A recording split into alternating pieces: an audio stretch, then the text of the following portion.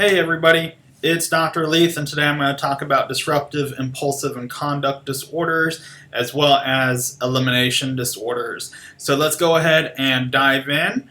Youth counselors or school counselors, you would probably be the first to see these, although even if you work in an agency or community setting, you might very well work on these, but they would definitely manifest in a school setting.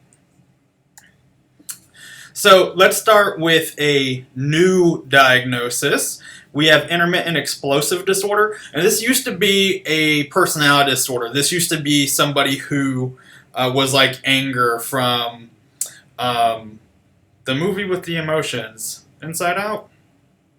Something like that. One of the Pixar ones with the guy who was angry all the time. This was an anger disorder. It was a personality disorder with anger. The person had a hot head, a temper, right? So now it's no longer a personality disorder because we see it more situationally and not woven throughout the person's whole life like we do with personality disorders. And so here are the key ingredients. Frequently, so not, once or twice, we're talking about a pattern, disproportionately angry. So someone bumped into them, gave them the wrong order, messed up an order, didn't like what they have to say, and the person got angry, and it was way bigger than it needed to be. And these outbursts are usually less than 30 minutes, and there's very little reason, if any reason, for the person to respond that way. So the key feature here is that inability to control anger, right? The person gets upset and they just explode, and then it kind of dies down quickly, right? They're not dwelling on it the entire day, right? But this is enough for them to, if they're in a school, they feel like someone, gave them a nasty look and they throw things at them or get into a fight. This is enough to maybe break things, somebody disagrees, and they really have a hard time controlling that temper, and some kind of damage is done, even if it's just damage to the relationship. And we specified not to diagnose younger than 6. So why do you think that is? We've talked about it throughout the semester. It's a developmental issue. Because remember, if a child throws a tantrum, although that can be problematic and very frustrating in its own right, we think it's still developmentally appropriate. We would expect the ability to control one's anger to increase with age. So here they specify if there's verbal aggression, so name-calling, cursing, yelling, screaming, threatening, or non-harmful physical aggression towards people, like I hate you, you're no good, you're stupid, you're worthless. Again, it's not minimizing that, it's just a different type of aggression. Twice a week for 3 months, or damage-causing physical aggression 3 times in 12 months. So this would be the person threw their phone and broke it. They hit somebody, they shoved somebody, they're kicking, biting, punching walls, things like that. So there's some damage done to property or to another person or to an animal 3 times in 12 months. So look at the relationship here. Essentially what we're doing is saying here is this, and I'm using air quotes, less damaging aggression in the form of its words. It happens more often for a shorter period of time, or big aggression that causes damage just 3 times in 1 year. So let's look at the symptoms from the book, right? So recurrent failure to control aggressive impulses, and that's the crux of this chapter. It is impulses. Verbal aggression, occurring twice weekly on average for 3 months. So again, it's on average, right? There might be a week where things are going fine, but more often than not, right? Or the destruction of property or physical assault occurring 3 times in 12 months. The magnitude of the aggression is grossly out of proportion to the event. So in a school, let's say a high school, one teen who maybe has this, they shove and they engage in a physical fight with another teen. That other teen starts hitting and name calling too. That's not, again, I'm not condoning that, is not necessarily out of proportion, right? So we're looking at the history of the problem and the context, which we should be doing anyway, right? They're not premeditated, right? They're impulsive. If it was premeditated, that might be a different type of issue, such as conduct disorder or personality disorder, which we'll get to in a minute. And it's not committed to achieve some tangible goal like money, power, intimidation. So this really is a case of someone was provoked, or they felt provoked, and they have a reaction that's way out of proportion, and they are at least 6 years old chronologically, or the equivalent developmental level. Excuse me. Now, these are two that most of you have heard. If you've been a teacher or worked with children, you've definitely heard of it. Oppositional defiant and conduct disorder. So here we're talking about that kid from The Good Son. Remember that with Kevin McAllister from Home Alone is now making masks and just torturing people, or the kid from Brightburn, that little jerk, right? If you're just kind of hurting people for no reason. An oppositional defiant is being negativistic, right? You're antagonizing, you're difficult, you don't listen. Conduct, we are violating the rules and rights of others. So of the two, the more serious one is conduct disorder, right? This one is the more serious one, leads to antisocial, and violates the rules or rights of others. There's also a lack of empathy with this one. Oppositional defiant is a lot of rule breaking, yelling, name calling, things like that. You don't see a lot of destruction of property or hurting people. Conduct disorder would also include hurting animals and things like that. So let's kind of break it down a little bit further. So we have oppositional defiant, pattern of angry or irritable mood, argumentative, defiant, vindictiveness, 6 months, 4 symptoms from any of the following categories during an interaction with at least one individual who is not a sibling, right? So why would that be? Because there can be kind of sibling rivalry, sibling discord, and things like that. So our categories: angry mood, argumentative or vindictive, often loses their temper, is touchy or easily annoyed, is often angry and resentful, often argues with authority figures. So this would be the one that we see quite a bit of.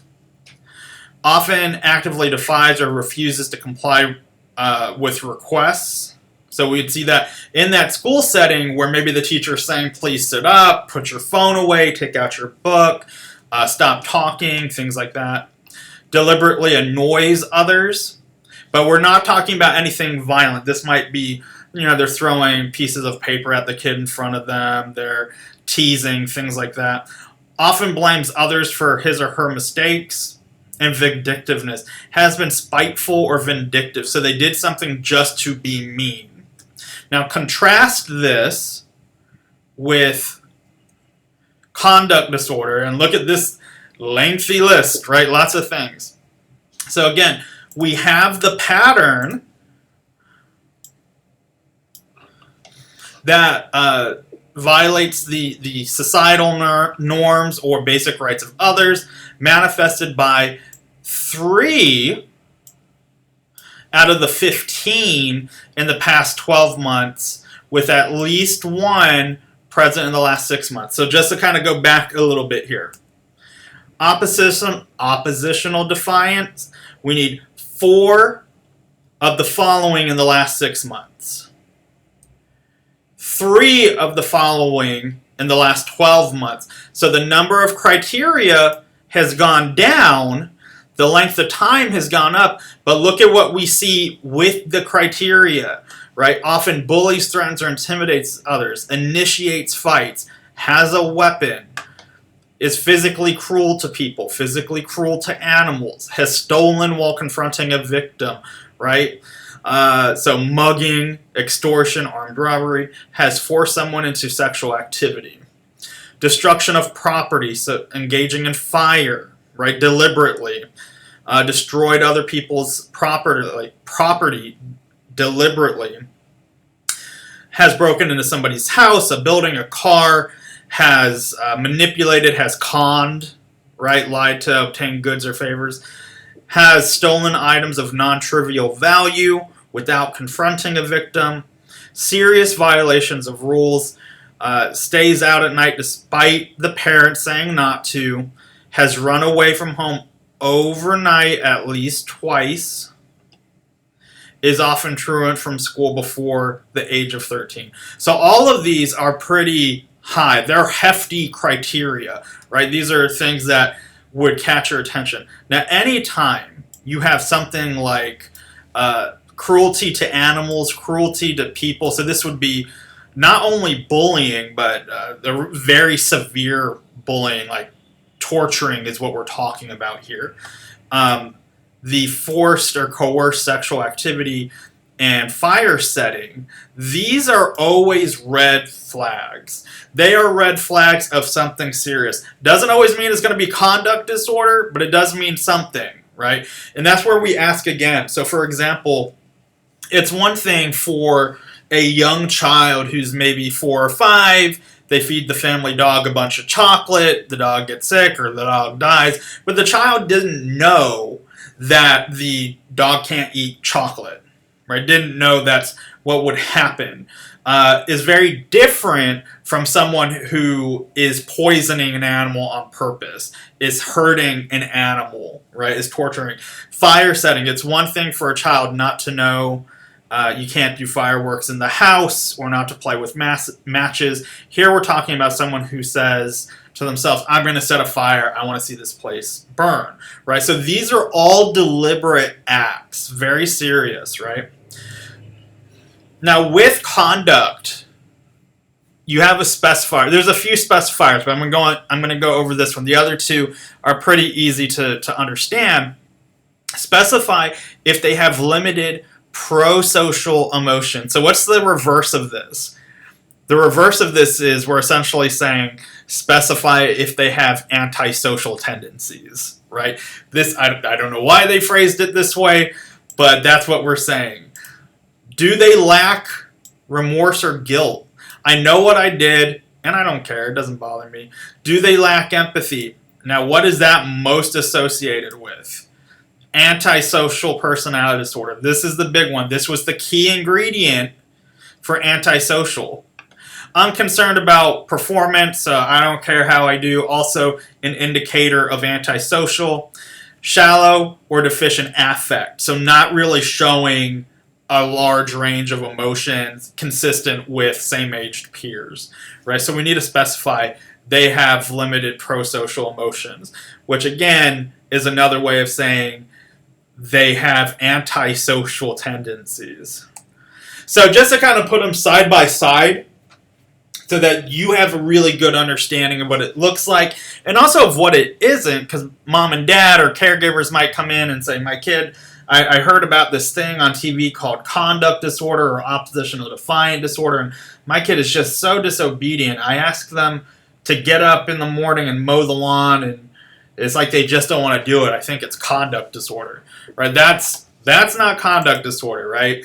General rule breaking or discord doesn't fit into either of these.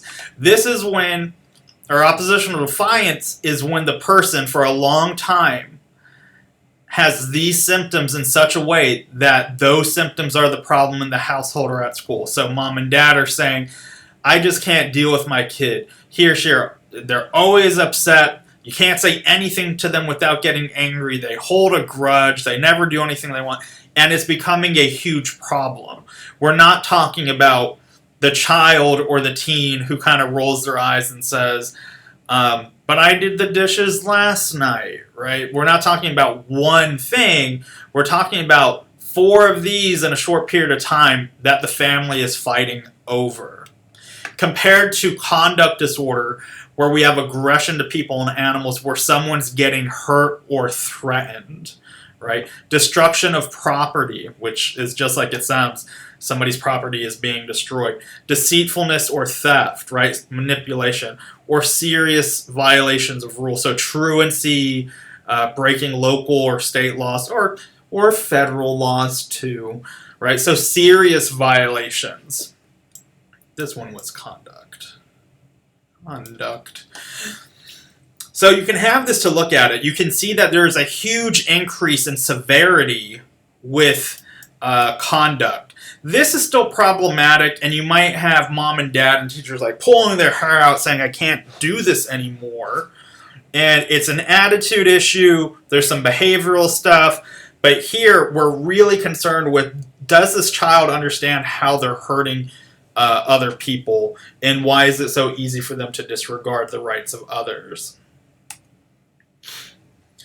There's also some great articles on Blackboard about how the brain structure is different for children with ODD and CD, and how it is very easy for them to act impulsively. The decision to act occurs before the deliberation of, is this okay or not, right? So that might be useful information to explain to parents while dealing with this. For conduct disorder, if we can identify it sooner, we want to introduce the concept of empathy training to help that child or that teen understand the feelings of others and the rights of others in an effort to ward off or prevent the development into antisocial. Then we have kleptomania, which is another one that most of you have probably heard of. So this is stealing for the sake of tension relief, which means that they are not stealing because they need it, right? So this is not like Aladdin, who's stealing because he needs to eat, and he needs to eat to live, right, as the song goes. It's not due to another diagnosis like conduct disorder. What typically happens with this person is they get the idea of, I could steal this bottle of nail polish. And they don't need it. Most of the time, the person doesn't even necessarily want it, right? It's not a hard want, like, if only I had the money for this video game. It's more that there's an opportunity, and the thought's kind of like, I bet I could steal that, right? And so they might already have that game. They might already have that nail polish, and they might even have the money to do it again. This is about, I could do this. And they start building up this tension, almost an arousal process of, I could do this. And it's hard to shake that feeling, and then they get a tremendous amount of relief once the theft is completed. So here we go. Recurrent failure to resist the impulses. So it almost sounds like obsessive compulsive. It isn't, right? This is usually out of opportunity, right? Not for personal use or the monetary value. They get tension. So it's not just a passing thought. It keeps building, building, building. And there's pleasure or gratification or relief at the time of committing theft. It's not a political statement, right? I'm not stealing this to oppress somebody or to stop somebody. And I'm not doing it out of need. A similar disorder is pyromania, which is the same thing except with setting fires instead of stealing. So lots of tension and arousal relief around fire setting. There's a fascination with fire setting. The fire setting is not, this is not like an insurance fraud issue. This is not to send a message. This is not a political demonstration. And it's not an accident either, right? They went camping and or more lately had a gender reveal party or something like that. This is, I'm intentionally setting a fire. And a lot of times what happens is the person is out, they see an area, they see maybe an old warehouse or a vacant parking lot, and they might kind of scope the place out because, again, they don't want anybody to get hurt, and they also don't want to get in trouble, so they don't want to get caught. So I see this lot, I check it out, maybe I wait a little bit, and I see that not a lot of people come. It's very empty. It's very secluded. And so I build a fire and I just watch it, right? And what we're afraid will happen is, aside from, you just can't go setting fires wherever you want, that fire gets out of control and then someone does get hurt or property is destroyed. And so they have this idea, it'd be great to build this fire, that tension starts building up. They can't shake the thought or the feeling, so then they go and they set the fire and they get that relief. So here we are again. Deliberate, purposeful fire setting on more than one occasion, tension and arousal before the act, fascination with interest in or curiosity about fire, pleasure or gratification when setting the fires or when witnessing or participating in their aftermath. So that can include trying to put it out. There is a trend for people with pyromania to pursue careers where they can be around fire. The fire setting is not done for monetary gain, for political ideology, to conceal criminal activity like let's burn all the books or something like that. So it's done to set the fire. The purpose is the fire setting itself. And then we have our elimination disorders, which is a different section, but there's only these two, so I went ahead and included them here. We see these mostly in children. It is not exclusive to children, but it is usually diagnosed in childhood. And we have two elimination disorders, enuresis and encopresis. Enuresis is the involuntary, I shouldn't say involuntary. Both of these can be voluntary or involuntary. It is the void of urine, so peeing, and you would specify, does it happen during the day, at night, or at both? So at night, this is more commonly known as bedwetting, right? So the person is either choosing to go to the bathroom at an inappropriate time or an inappropriate place, or it's not voluntary, it's involuntary, and it's not due to another medical condition, and it's not due to medication. Encopresis, same concept, the voluntary or involuntary voiding of feces at an inappropriate time or place, with, and you would specify, with or without constipation and overflow incontinence, which means that perhaps a child is only comfortable going to the bathroom at home. They're at school, they really need to go to the bathroom, they're not comfortable, and they hold it, and now we start having constipation issues to the point where it's beyond their control and they void, right? And then the longer they keep doing it that way, where they're holding it and developing constipation, it then becomes a recursive problem, because then their ability to go to the bathroom and to control those processes, those parts of the body, then become hindered. So then it becomes, for both of these, training, in a way, I'm using air quotes with training, about what it is to feel like you need to go potty. To, I say that like I'm working with a child. When do you need to go potty? Do you know what it feels like to have to go pee or to go to the bathroom and things like that? To get them familiar with that feeling again. And if there's a reason why they're doing it on purpose, right, they're choosing to do it, identifying that reason and trying to address it. That's going to do it for these disorders. I hope everyone is well. If you have any questions, comments, or concerns, please let me know, and I will see you again in the next video. Take care. Bye-bye.